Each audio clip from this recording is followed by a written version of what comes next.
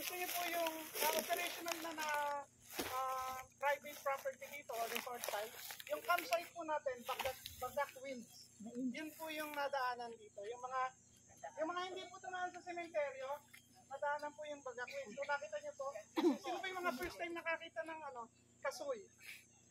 Hindi niyo pa napansin doon? Yun po yung Bagdak Winds, yung may puno ng kasoy. So, ang landmark naman po kung galing tayo sa highway, which is ito approximately mga 3 kilometers away lang po, yung lalagpasan nyo lang yung kapilya ng Iglesia ng Cristo, tapos merong arko na doon ng San Antonio.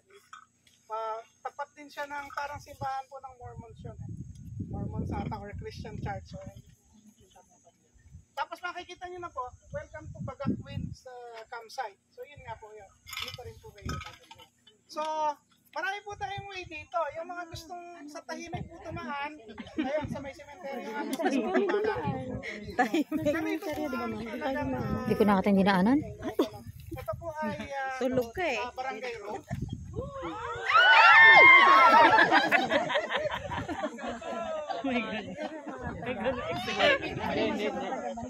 So ito po ay barangay road. So talaga magiging ang commitment po natin dito sa tapat po ng property ni PP ng San Antonio ay cemented road po tayo sa may mga nagbebenta na po ba rito sa Bataan.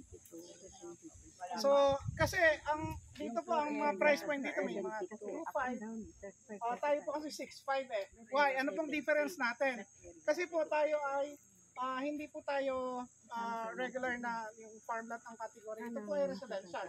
So pag sinabi pong residential, kompleto po tayo. May drainage, tapos cemented roads, mayroon po tayong kuryente at saka po tubig. So ang application po yan ay coordinated sa developer. At ang isa pa po, baka po kayo ma-surprise kasi karamihan yung mga hindi nagbebenta, yung mga